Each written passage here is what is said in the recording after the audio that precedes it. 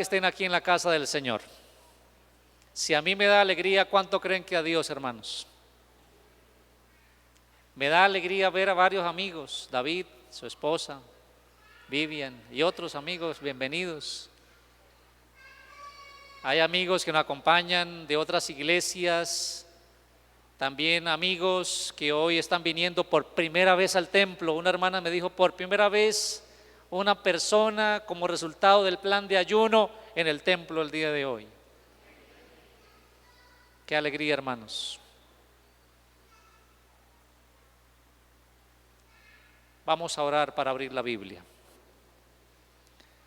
Bendito Dios y Padre, ahora vamos a abrir tu palabra y queremos hacerlo en tu presencia y bajo tu inspiración.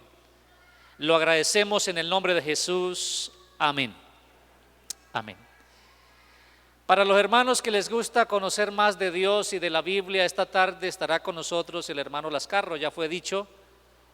Saben, he notado que hay analfabetismo teológico, especialmente en las profecías. ¿No será muy duro ese término, doctor?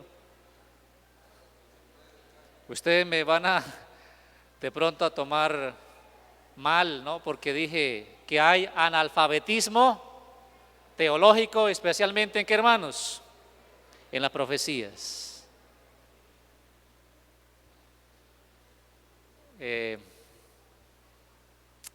Los hermanos generalmente, y uno dice, bueno, si los que han estudiado tantos años teología no nos ponemos de acuerdo, pues ¿qué se espera del hermano que estudia, digamos, el folleto de escuela sabática? ¿Qué se puede esperar del hermano? Vengan a las 3:30, creo que es que empieza el hombre. Tanto hay para decir de Apocalipsis capítulo 7, de Apocalipsis 14, los 144,000. ¿Serán los mismos los del capítulo 7 que los del capítulo 14? Voy a ponerle otro pedazo allí de fruta al pastel. ¿Serán los mismos de Apocalipsis 7 a los del Apocalipsis 14, los mismos 144,000? Les dejo ahí para que reflexionen, lleguen a sus casas a investigar, investiguen, hermanos. El tema no es sobre esto, hermanos. Estaba pensando desde hace varios días qué predicar. Es una de las cosas que uno como pastor, como predicador tiene que hacer, estar pensando qué es lo que voy a predicar y hablando con Dios para decirle al Señor qué es lo que Él quiere que sea predicado. Y cuando uno es impresionado por el Espíritu Santo a X tema o a X versículo o a una porción de las Escrituras, entonces uno como predicador empieza a pensar ahora en lo que puede ser el sermón o la elaboración del sermón. Y en la medida que uno empieza a pensar y luego se sienta uno a poner las ideas allí en orden, como resultado de esa interacción con Dios y de ideas que van y vienen y de estudio de la Biblia y de lectura del Espíritu de profecía, pues nace un sermón. Y después que nace el sermón, la misión es que el sermón sea expuesto.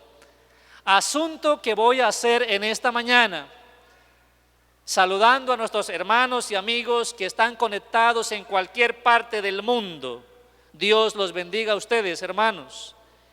La iglesia virtual de redención también sea bendecida como esta iglesia aquí presente el día de hoy. Para ello, hermanos, quiero que vayan a sus Biblias y busquen en la palabra del Señor lo que fuera la lectura bíblica. En 1 de Corintios capítulo 10, abran sus Biblias allí y mantengan una señal en 1 de Corintios capítulo 10, porque vamos a ir a otras partes de la Biblia y vamos a volver a 1 de Corintios 10. Pongan una señal allí. Y vamos a leer el versículo, lo que fuera el versículo de memoria, el versículo 12. La palabra de Dios dice: así que el que piensa estar firme, mire que no caiga. Mi pregunta inicial es: ¿cuántos de los aquí presentes piensan estar firmes hasta el último día? ¿Alguien puede levantar la mano diciéndome: yo quiero ser uno de los que quieren estar firmes hasta el último día? ¿Cuántos levantando su mano así lo indican? Muy bien. Eso quiere decir que ustedes quieren estar de pie cuando Jesús venga, ¿verdad? Y quieren ser salvos. Dice la palabra: el que piensa estar firme, ¿qué debe hacer en primer lugar? ¿Qué debe hacer? Mirar. El que piensa estar firme, ¿qué debe hacer? Díganlo ustedes. Mirar. ¿Mirar hacia dónde? ¿Mirar a quién? Yo creo que si no dijera más, aquí está el sermón, la esencia del sermón. Miren, hermano, lo que quiero que ustedes vayan a su casa es con esto. Si piensan estar firmes en el día final, deben mirar a una persona. Digan el nombre de la persona. Así estarán firmes. Miradme a mí, dijo Jesús, y sed salvos todos los términos de la tierra. Está en el profeta Isaías.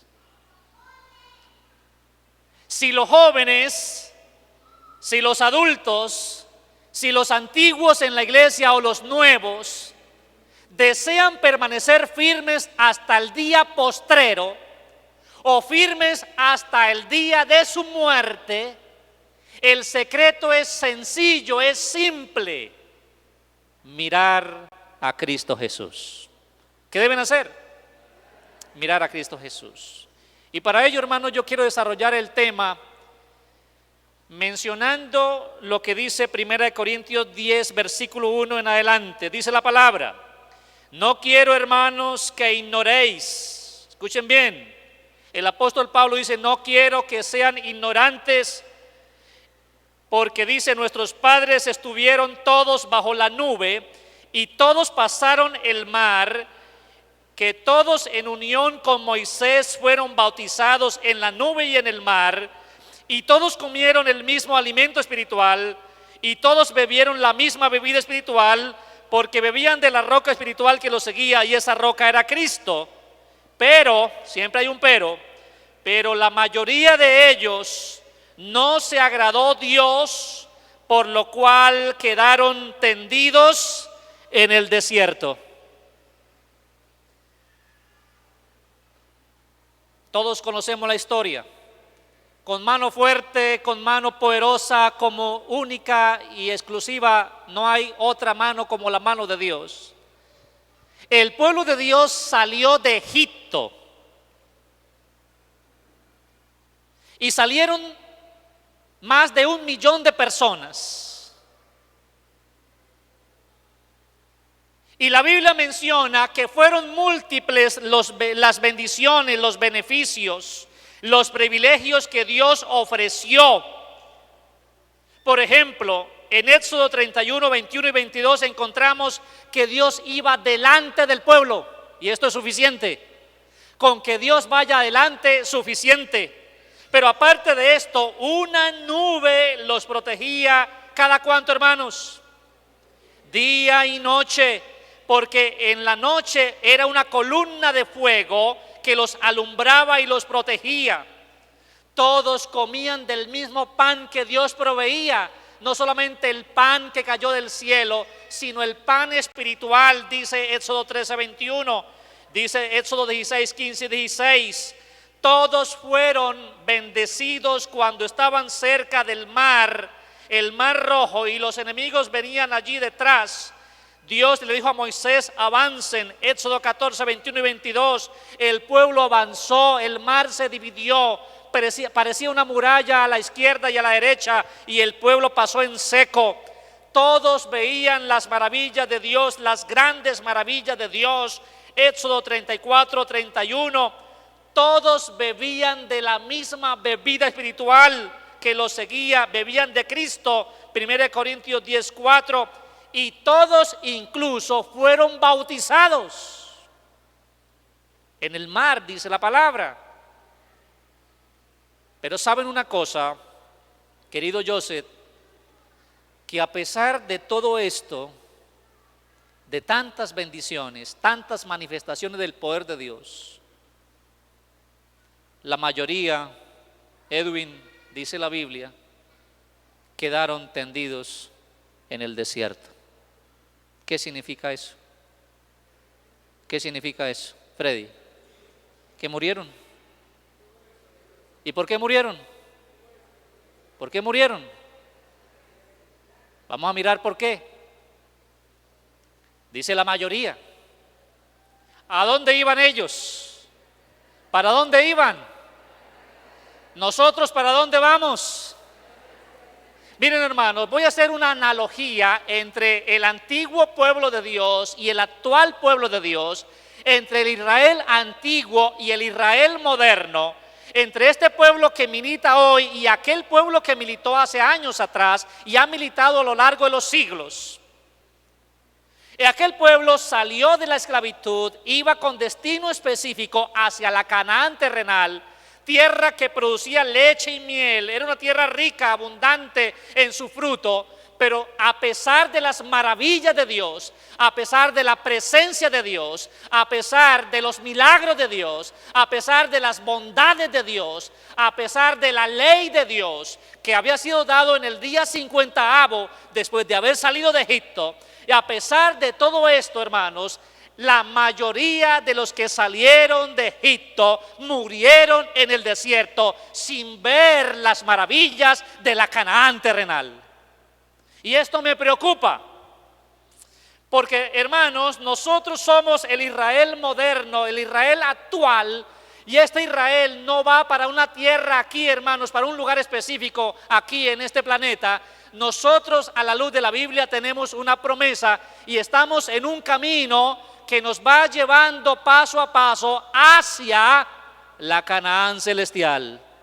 Pero en ese transitar, así como por este pasillo, hermanos, como por este pasillo, en la medida que caminamos por el camino angosto, en la medida que avanzamos por el camino que Dios ha mostrado, puede suceder, hermanos, hermano Freddy, puede suceder que alguno muera aún estando con el pueblo de Dios. Sí, hermano Pablo, usted que está recién bautizado. Porque eso le pasó al pueblo de Israel. Dios no estaba lejos de ellos. Dios iba en la nube, hermano Jorgi. Dios iba en la columna de fuego. Él iba adelante, iba a la retaguardia. Él iba avanzando, hermano Raúl. Dios iba con su pueblo. Él iba avanzando, iba avanzando. Cada vez que había una necesidad, Dios la iba supliendo. Cada vez que había algo, que acontecía algo, Dios iba solucionando. Porque Dios es el que soluciona. Y esto para los hermanos que tienen problemas, para los hermanos que no saben qué hacer con los hijos, para los hermanos que no saben qué hacer con su matrimonio. Hermanos, ¿saben por qué? Están en el camino, pero están encontrando problemas en el camino, pero es porque no han creído tal vez completamente en el Dios que puede solucionar hasta los más y remotos problemas que puedan haber sobre esta tierra. ¿Saben? El egoísmo de nosotros y el orgullo hacen que se acaben familias completas.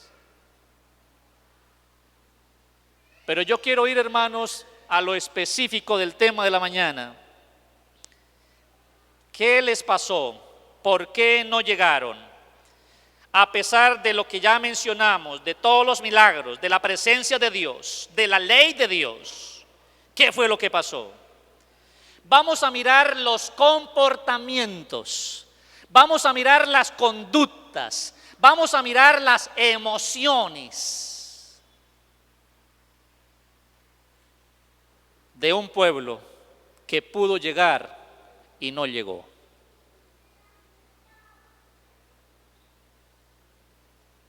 El apóstol Pablo, querida iglesia, menciona por lo menos 5 pecados, los cuales se constituyeron en pecados capitales que impidió que llegaran al lugar donde Dios les había mostrado que debían llegar.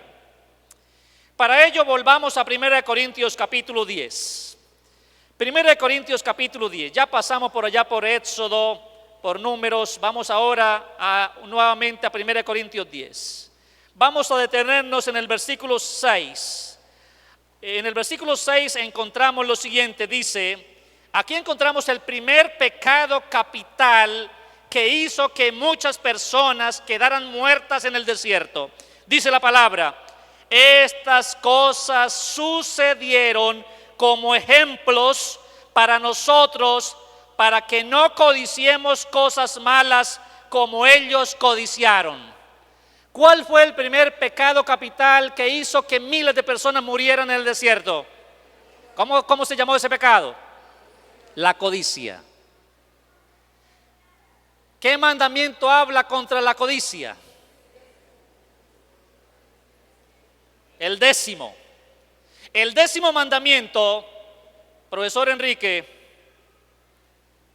prácticamente tiene que ver con los demás mandamientos. Prácticamente con todos. El 10º mandamiento.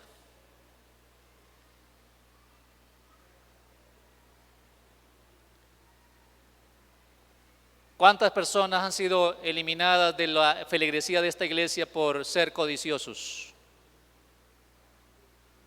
Yo creo que ninguna. Voy a mirar un poco acerca de lo que es la codicia. Acompáñenme, hermanos, ustedes. La codicia es un deseo vehemente, marcado, en poseer cosas, en obtener cosas, bienes o incluso personas. Es considerada la codicia en el Nuevo Testamento como idolatría. La palabra de Dios se refiere a la codicia en estos términos, entre otros términos, como por ejemplo, el deseo desordenado de tener algo, según San Lucas 12:15. El deseo excesivo de tener lo que le pertenece a otro, Éxodo 20:17, el mandamiento, y Romanos 7:7. Encontramos en la Biblia algunos ejemplos de personas que codiciaron y los resultados obtenidos. Por ejemplo, Acán. ¿Recuerdan el caso de Acán? ¿Qué codició Acán?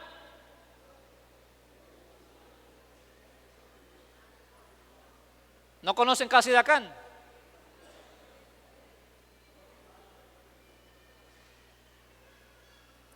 ¿Cuál fue el final de Acán? Otro caso en la Biblia de codicia es el caso de Ananías y de Zafira. ¿Recuerdan ustedes ese caso? Es un caso en el Nuevo Testamento, una pareja de esposos codiciosos los dos. ¿Saben ustedes el resultado? ¿Cuál fue el final de Ananías y Zafira?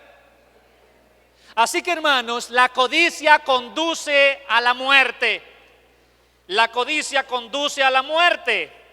Y vamos a buscar en la Biblia qué pasó con ese pueblo antiguo. Abran sus Biblias en el libro de Números, capítulo 11, versículos 4 en adelante.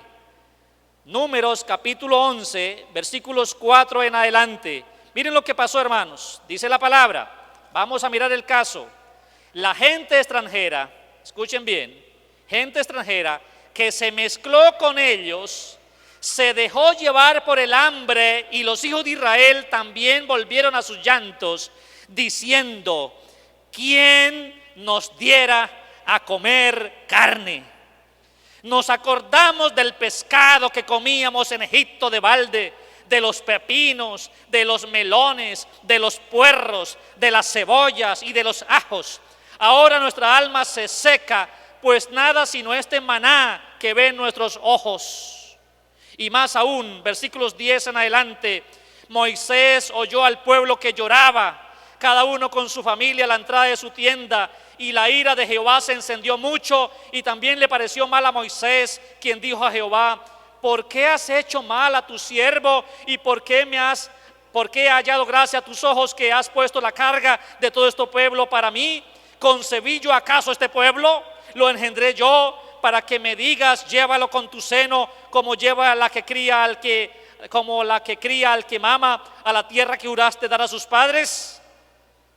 Más aún todavía, los versículos 19 al 23 dice: ante esta situación, cuando la gente estaba llorando diciendo queremos comer carne, Dios dijo: santificaos, dice el versículo 18, y luego dice el versículo 19: no comeréis un día, ni 2 días, ni 5 días, ni 10 días, ni 20, sino que hasta un mes entero comerán, hasta que os salga por las narices y la aborrezcáis, por cuanto menospreciasteis a Jehová que está en medio de vosotros, y llorasteis delante de él, diciendo: ¿para qué salimos acá de Egipto? ¿Qué quería la gente, hermanos? ¿Qué les dio Dios? ¿Qué pasó con ellos, hermanos? No fue un día, no fueron 2, ni fueron 20. Dice, hermanos, los versículos 31 en adelante de Números 11: entonces Jehová envió un viento que trajo codornices del mar, y los dejó sobre el campamento un día de camino de un lado y un día de camino del otro lado alrededor del campamento, y casi 2 codos sobre la superficie de la tierra, es decir, tal vez unos 90 centímetros de alto, cierto, de carnes y de amontonada, dispersada. Y el pueblo estuvo levantado todo aquel día y toda la noche y todo el día siguiente, recogiendo codornices.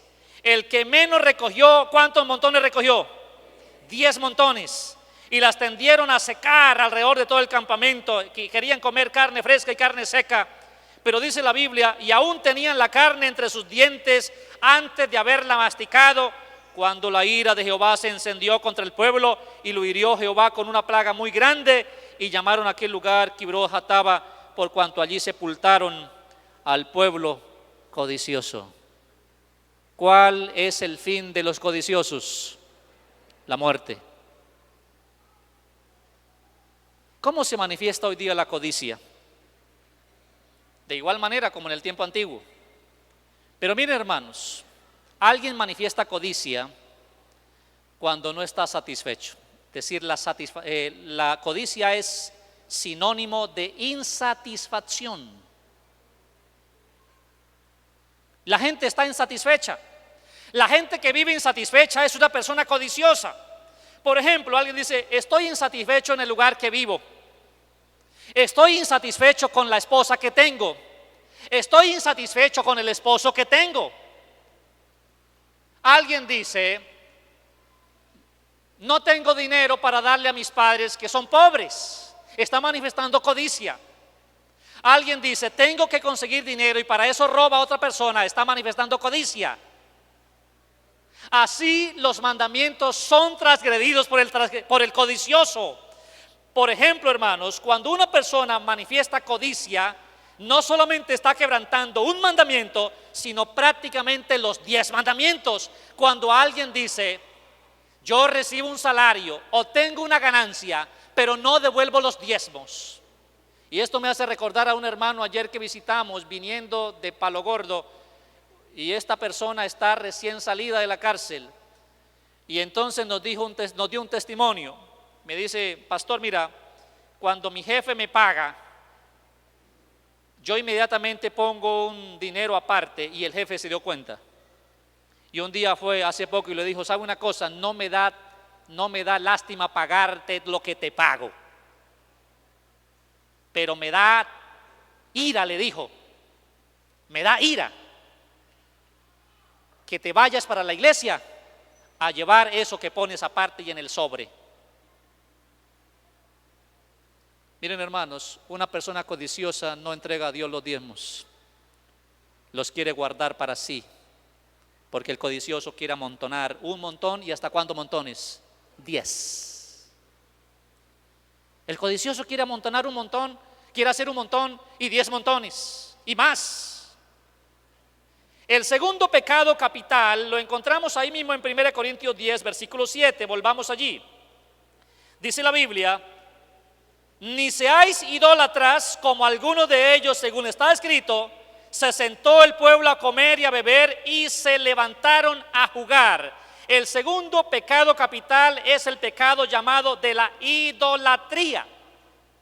La idolatría es un asunto, hermanos, es un concepto bíblico, un concepto incluso abrahámico que está sembrado en la mente de los musulmanes, en la mente de los judíos y en la mente de los cristianos.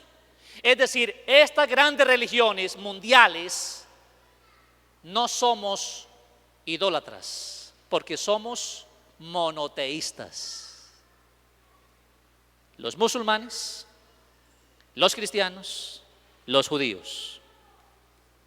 Somos monoteístas. Por lo tanto, este concepto bíblico y abrahámico data de hace mucho tiempo. Como tal, la iglesia adventista, nosotros, incluyendo también los judíos, como mencioné, y los musulmanes, somos religiones anicónicas. Somos religiones anicónicas. Es decir, no creemos en imágenes, no ponemos imágenes, no somos idólatras, somos anicónicos.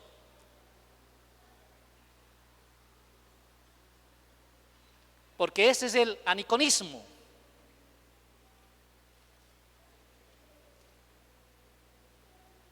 Pero hermanos, 50 días habían salido de Egipto, Dios le dio a Moisés los 10 mandamientos, el día 50. Moisés estaba ayunando y ayunó 40 días. Él no comió nada ni bebió nada en los 40 días. Porque quien vive delante de la presencia de Dios no tiene necesidad de comer ni yuca ni carne. Por eso cuando vayamos al cielo, hermanos, no se preocupen. Algunas personas se preocupan. ¿Qué vamos a comer en el cielo? ¿Cuál será la comida allá en el cielo? ¿Serán puras verduras? Hermanos, quien vive en la presencia de Dios no tiene que preocuparse por qué comer o por qué beber. Moisés estuvo 40 días y 40 noches y no comió nada ni bebió nada. Y cuando descendió del monte estaba robusto, lozano y su rostro brillante. Pero hermanos, algo pasó con el pueblo allá en el desierto, allá abajo donde estaban en la llanura. Y fue que el pueblo, cuando empezó a notar que los días pasaban y Moisés no regresaba, dijeron a Aarón, un líder: haznos dioses, por favor, queremos dioses, queremos ver algo. Moisés no está. Y este líder, un líder, hermanos, llamado Aarón, quien también había participado en los milagros de Dios y de las bondades de Dios, accedió y le dijo a la gente: tráiganme todo lo que tienen, alhajas, tráiganme oro, tráiganme todo lo que tienen. Y la gente trajo, hermanos, porque habían salido de Egipto con esas cosas. Cierto, trajeron todo y Aarón hizo allí, hermanos, no sé, hizo si con yeso, si había yeso. Lo cierto es que el hombre se hizo un becerro y otras cosas hizo. Y luego le dijo al pueblo: Israel, ahí están tus dioses. Eso lo dice la Biblia. Miren, hermanos, la Biblia lo dice. En Éxodo capítulo 32, los versículos 1 al 9, ustedes van a encontrar allí que eso ocurrió. Dios alertó a Moisés, le dijo: descienda porque el pueblo está en la idolatría. Éxodo capítulo 32, vamos a leer solamente unos versículos. Miren lo que dice la palabra del Señor allí, hermanos. Encontramos que dice así: al ver el pueblo que Moisés tardaba en descender del monte, se acercaron a Aarón y le dijeron: levántate, haznos dioses. Luego, hermanos, dice el versículo 4, él recibió de sus manos lo que dicen las alhajas, y con buril hizo un becerro de fundición. Y luego dijo: Israel, estos son tus dioses que te sacaron de la tierra de Egipto. La gente creyó que ese becerro era el Dios que los había sacado. ¿De dónde, hermanos? De Egipto. Ustedes dirán: bueno, nosotros somos pueblo anicónico, es decir, no creemos en imágenes ni dioses, no hay por aquí ninguna cosa que diga que hay un Dios, ¿cierto? Pero hermanos, hoy día los dioses han mutado, han evolucionado en la mente de algunos adventistas. Y hay algunos adventistas que tienen dioses humanos. ¿Dioses qué? Humanos. Han aprendido a mirar al hombre. Han aprendido a mirar al famoso. Han aprendido a confiar en la persona. Pero ¿saben una cosa, amigos y hermanos? Dios nos pide que confiemos 100%, que lo adoremos exclusivamente a Él, que le brindemos a Él toda nuestra adoración, nuestro culto, nuestros pensamientos sean para Él, y no caigamos en la desgracia de la idolatría. Algunos hermanos adventistas son idólatras al invertir dinero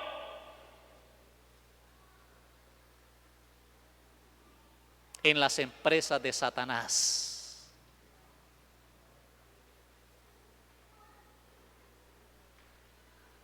¿Saben cuáles son las empresas de Satanás?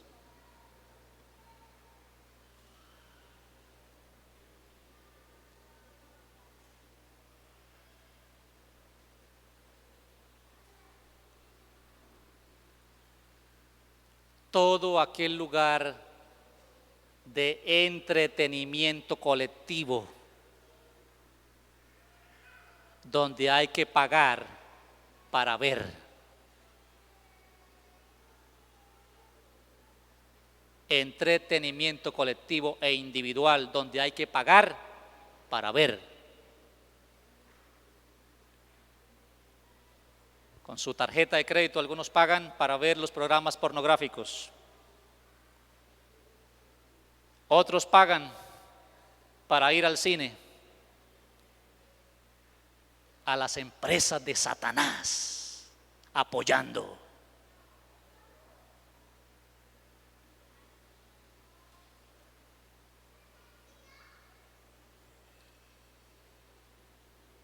Eso es idolatría, hermanos. Eso es idolatría. Algunos creen que la idolatría es solamente ir ante un objeto e inclinarse ante el objeto. Eso creen algunos adventistas. Que ese es el objeto. Yo no soy idólatra porque no estoy yendo donde un santo, donde un objeto allí construido de madera, de bronce o de algún otro material. No me inclino. Pero la idolatría no solamente tiene que ver con objetos. Tercer pecado capital, 1 Corintios capítulo 10 versículo 8, dice: ni forniquemos como algunos de ellos fornicaron y cayeron en un día, ¿cuántas personas? De 23,000 a 24,000. ¿Cuál es el tercer pecado capital, hermanos? La fornicación. ¿Qué es la fornicación? La fornicación tiene que ver con las relaciones sexuales antes del matrimonio y fuera del matrimonio. ¿Con qué tiene que ver con la fornicación, hermanos? Las relaciones sexuales antes del matrimonio y ¿qué más? Fuera del matrimonio.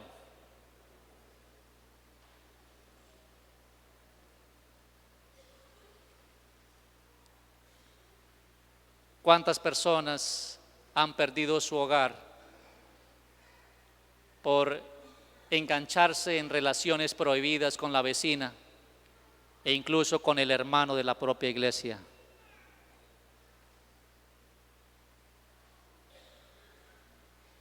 A mí me da tristeza, hermanos.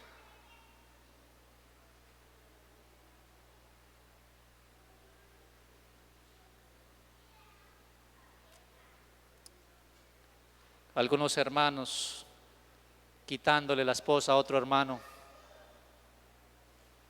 Algunas hermanas de la iglesia enrolándose en adulterio y fornicación con otro hermano de la iglesia. Eso es vergonzoso, hermanos. ¿Eso es qué? Vergonzoso.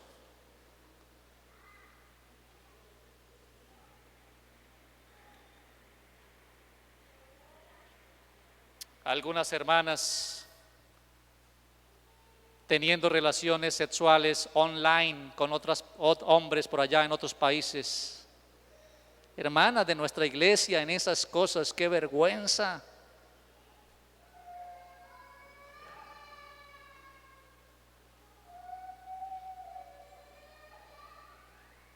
Otras hermanas ganando dinero a través de esto, hermanos.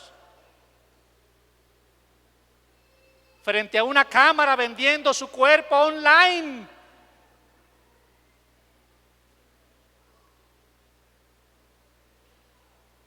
Y en esto, hermano, no solamente igualamos al pueblo antiguo, sino que el pueblo ahora, el de ahora, hermano Marcos, se ha desbordado. El pueblo actual se ha desbordado hasta llegar a pasar los límites insospechados, impensados de hombres y mujeres en prácticas vergonzosas que no solamente, hermanos, hacen palidecer a su familia, sino también entristecer a los ángeles y al Espíritu Santo.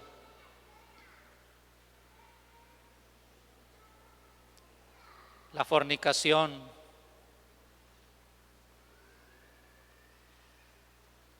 hizo que muchas personas quedaran en el desierto. ¿Recuerdan el caso? Allá está, hermanos, no lo voy a leer, pero está en Números 21, Números 25, versículos 1 al 8. Moisés estaba preocupado y Aarón también, y llorando por una situación. Habían llegado cerca de Baal Peor, dice la Biblia. Y empezaron a mezclarse los hijos de Israel con las hijas de Baal Peor, y allí empezaron a fornicar, no solamente físicamente, sino también con sus ídolos y sus dioses. Y entre tanto Moisés estaba llorando, dice la Biblia, que estaba llorando y estaba orando cerca del altar de Dios, de manera oronda, de manera desafiante, porque hay personas desafiantes, hay personas que no tienen temor de nadie, no tienen temor ni de su familia, no tienen temor ni de sus padres, ni del pastor, ni de la iglesia en pleno, y cometen toda clase de fechoría, como aquel muchacho que trajo a una madianita, hermanos, y de manera desafiante, mientras Moisés oraba y lloraba, pasó, hermanos, con la muchacha a su tienda y allí se acostó con ella en la tienda. Cuando un muchacho de los descendientes de Aarón se dio cuenta del asunto, ¿cómo se llamaba? Finés. Se dio cuenta de la situación, esta situación bochornosa. ¿Cómo es posible que aquí mi papá orando, mi tío orando y todo el mundo llorando, los líderes por la situación del pueblo, cómo se habían prostituido? El muchacho, hermanos, dijo: no más oración, no más oración. Hay momentos cuando hay que dejar de orar para actuar. Y entonces dice la Biblia, querida Brenda, que aquel muchacho tomó una espada en su mano y se fue tras el varón de Dios y la muchacha, y allí estaban en la cabaña, estaban allí en la tienda y estaban en plenas relaciones sexuales. Número 25, 1 al 8, número 25, 1 al 8, estaban en plenas relaciones sexuales cuando llegó Finés, hermanos, y los encontró y no le dijo, hey hermano, ¿qué está haciendo? No dijo palabra alguna. Traía la lanza en la mano, la traía, no le dijo palabra alguna. Hermano, ¿qué está haciendo? No. Hermanos, con su lanza, con toda su fuerza, la clavó a los dos y los dos murieron. Los dos murieron atravesados por la espalda y el vientre. Los dos.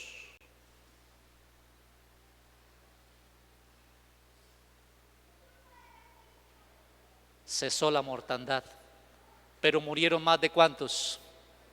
Más de 23,000 personas. Así que no piensen que el asunto es un asunto nada más. Algunos, no, esto yo peco y me arrepiento y sigo pecando. No, hermanos, hay momentos cuando las cosas ya son irreversibles. Cuarto pecado capital, 1 Corintios capítulo 10, versículo 9, dice la palabra. Allí dice la Biblia: ni tentemos al Señor, como también algunos de ellos lo tentaron y perecieron por las serpientes. ¿Qué es tentar al Señor, hermanos? Llevar al límite, tentar es llevar al límite a Dios. ¿Qué es tentar? Llevar al límite a Dios, es decir, lo que acabo de mencionar. Algunos pecan hoy y esta noche oran y mañana vienen al templo. Incluso algunos vienen a cantar, vienen incluso a tener cosas en el templo, pasan aquí.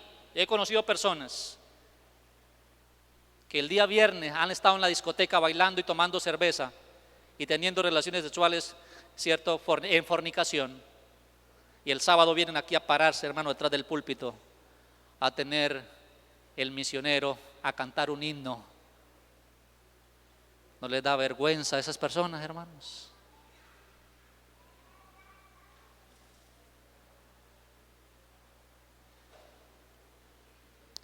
Tentar a Dios significa llevarlo al límite.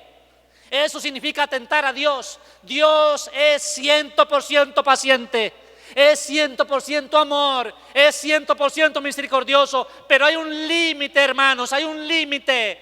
Cuando la gente pasa ese límite, tienta a Dios. Y eso lo encontramos allá en el libro de Números. Libro de Números, hermanos, el capítulo 21, versículos 4 al 7. Cuando el pueblo tentó al Señor, estaba desanimado, diciendo: ¿para qué salimos de Egipto? Para morir en este desierto. Volvamos a Egipto, decían.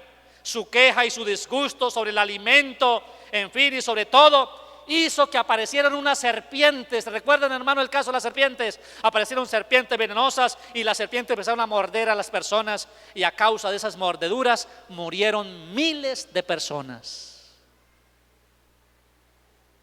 El último pecado capital se encuentra en 1 Corintios capítulo 10, versículo 10.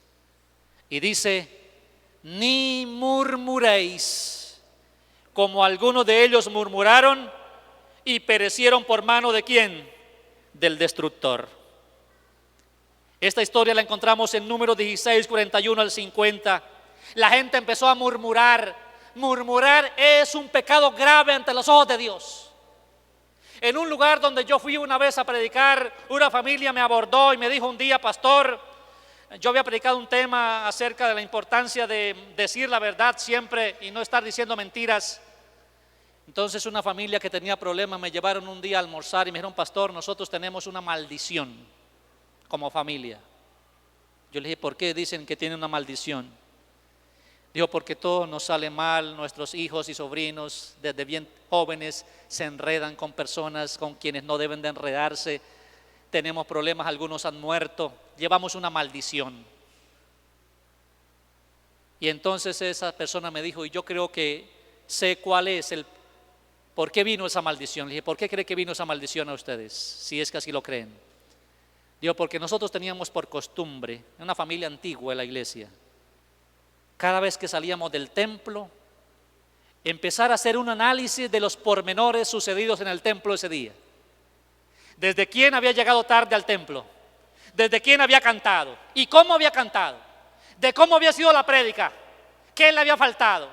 Y hacían, hermanos, toda clase de comentarios del uno y del otro. Esa familia se reunía el día sábado, el abuelo, la abuela, los hijos y los nietos. En esa casa grande se reunían para hablar de lo mal que habían pasado, no tanto ellos, sino que alguien se había equivocado, y entonces estas cosas se habían convertido en un problema para ellos. Y luego ese hermano decía: esa es la maldición que llevamos por el pecado cometido. Amigos, sea cierto o no en el caso de ellos, lo cierto es que la murmuración sí trae muchos problemas al murmurador. Y no solamente al murmurador, sino al que se presta para escuchar la murmuración. Libro Ministerio de Curación, capítulo titulado El trato con los demás. A la mitad de ese capítulo, White dice: hablar mal de los demás es una maldición doble que recae más pesadamente sobre quien habla que sobre quien lo escucha. Sin embargo, dice ella, la maldición es que doble.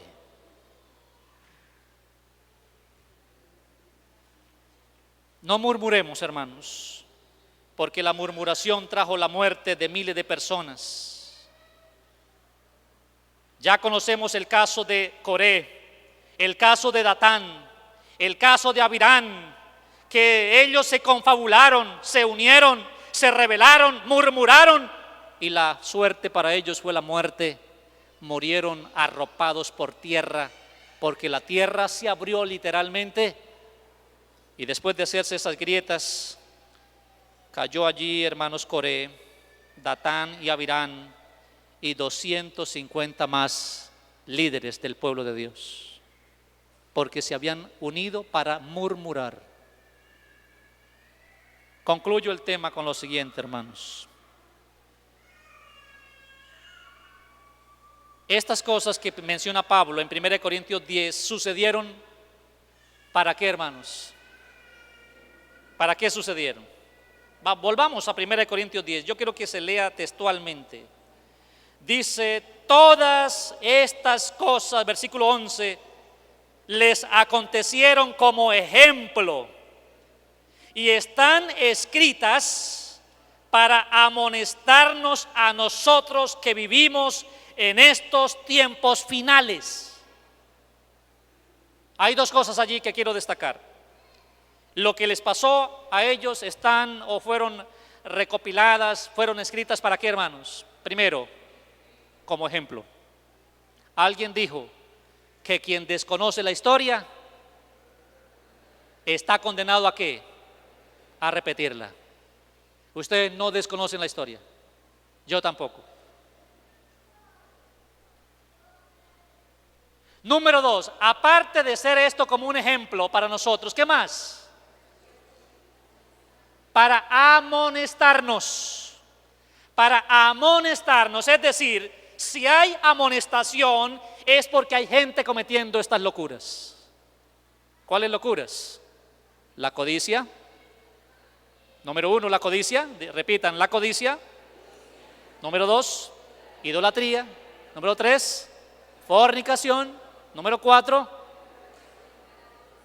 tentar a Dios. Número cinco, murmurar, la murmuración. Recuerden esos 5 pecados. Número uno, codicia, idolatría, fornicación, tentar a Dios y murmuración.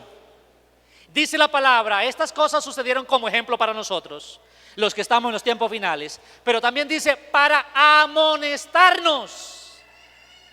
Por eso, si en esta tarde ya y en esta iglesia hay alguno que quiere escuchar la palabra de Dios, aférrese a lo que dice 1 Corintios 10:12. El que piensa estar firme, mire que no caiga. No confíen en su propia sabiduría. No, pastor, lo que pasa es que yo soy fuerte. Sí, yo sé que esa persona ella es una señora que le gusta, es una señora robamaridos, pero yo soy fuerte, pastor, yo voy y a mí no me pasa nada. El que piensa estar firme, mire que no caiga. ¿Cuán fácilmente caen las mujeres? Una hermana el otro día, cierto, decía, pero yo no sé por qué caí, si yo no tenía en mi mente caer. Cayó. El que piensa estar firme, mire que no caiga. ¿A quién debe mirar? A Jesús. Cuando la gente deja de mirar a Jesús, cae.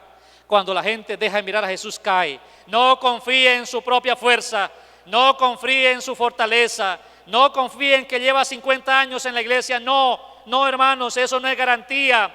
Pero también, querido hermano, hay que hacer morir lo terrenal.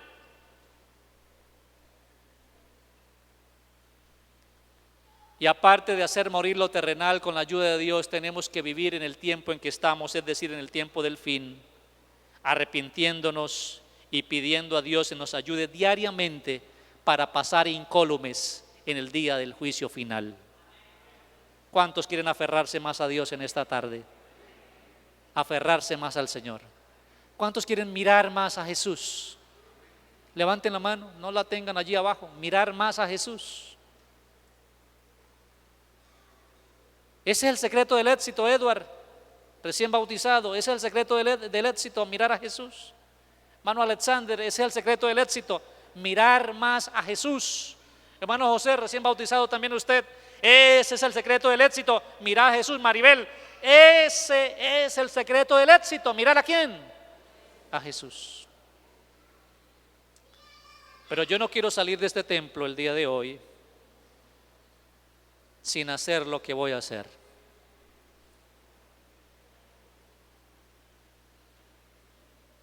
¿Habrá entre nosotros un codicioso?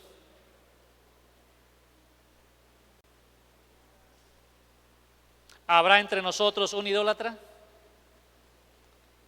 ¿Habrá entre nosotros un fornicario? ¿Habrá entre nosotros un provocador de Dios? Es decir, que está tentando a Dios, que está llevando a Dios al límite. ¿Habrá un murmurador entre nosotros?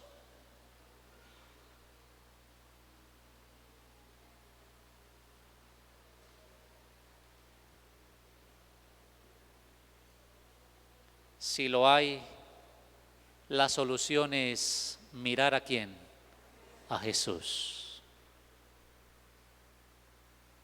Porque Pedro falló y se arrepintió. Tomás falló y se arrepintió. Juan falló y se arrepintió. Pero Judas falló y no se arrepintió. Yo quiero invitar aquí adelante a los que tengan que hacer arreglos con Dios. Algunos dirán, bueno, el pastor nos la puso difícil, pero es mejor hacer arreglos con Dios que morir antes de llegar a la Canaán celestial. Quiero invitar acá adelante, si algún hermano reconoce que está en un pecado y necesita de Dios, este llamado es para gente bautizada, es para gente bautizada, para que venga aquí adelante a los pies de Jesús. Yo no sé si la codicia te tiene arropado. No sé si la murmuración te ha llevado a cosas que no debió llegar. Vengan acá a la plataforma. No sé si estás tentando a Dios, si estás llevándolo al límite. No sé si estás en fornicación.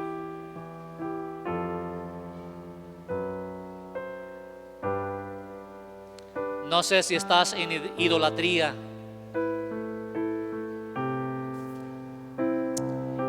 Que en lugar de patrocinar la empresa de Dios, estés sacando dinero para patrocinar las empresas del diablo.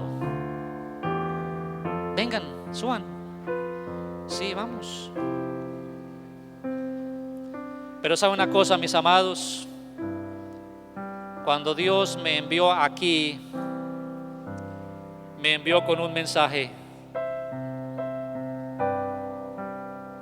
Dios, estamos seguros con mi esposa y los niños, nos envió a esta iglesia, hermanos. Primero, Dios nos dijo, quédense. Hermano William, así nos dijo Dios, quédense en esta asociación. Era inminente mi partida, hermanos.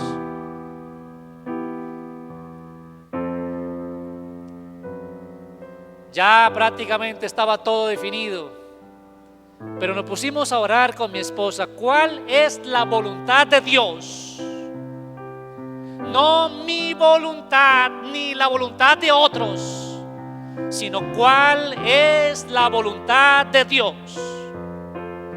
Y Dios nos dijo a través de su palabra, quédense en esta asociación.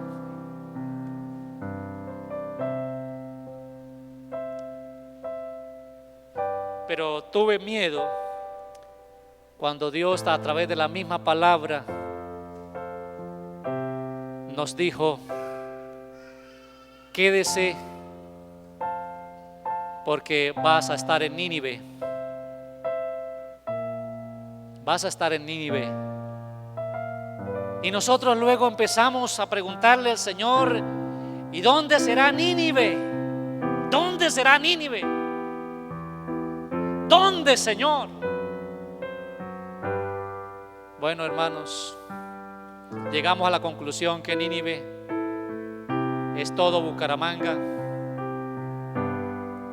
y de manera específica al lugar donde Dios nos iba a poner, si fuera de Bucaramanga también. Y Dios nos puso a trabajar aquí en Redención, hermanos. Por lo tanto, Dios me puso a darle un mensaje a esta iglesia de arrepentimiento, de confesión, de humillación, de juicio y de salvación. 5 cosas. ¿Qué me puso a hacer aquí Dios, hermanos? ¿Mensaje de qué? Arrepentimiento, confesión, humillación, de juicio y de salvación. Eso es lo que les voy a predicar, hermanos, acá, porque eso fue lo que Dios me mandó a hacer acá. Y mis temas, hermanos, van a estar enfocados en esa línea.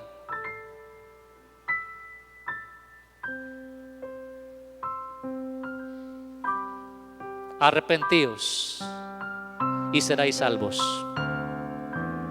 Confesad vuestros pecados y el Señor os perdonará. Humillaos bajo la poderosa mano de Dios. Compareced ante el juicio con su abogado, es decir, con Jesús, y esperen la salvación con el sellamiento y la venida de Jesús. Oremos al Señor.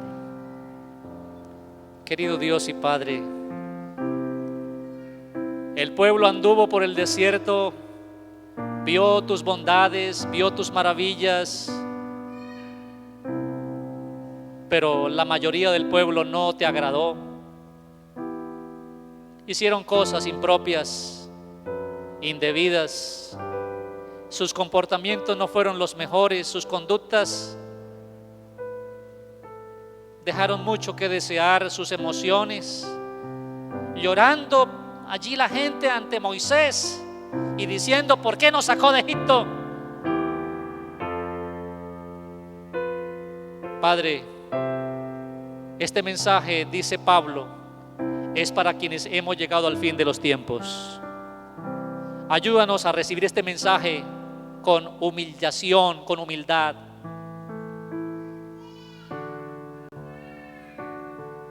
Por eso pido, Señor, en el nombre de Jesús, que el mensaje predicado el día de hoy haya llegado hasta lo más profundo de cada persona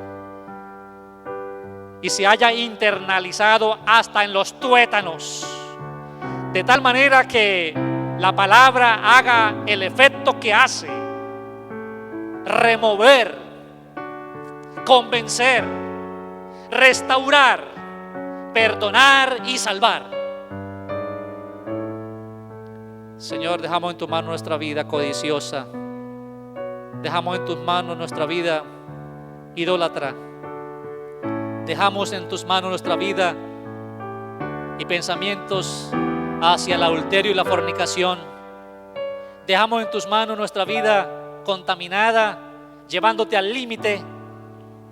Dejamos en tus manos nuestra vida de murmuración, para que tú, Señor, la tomes y la restaures.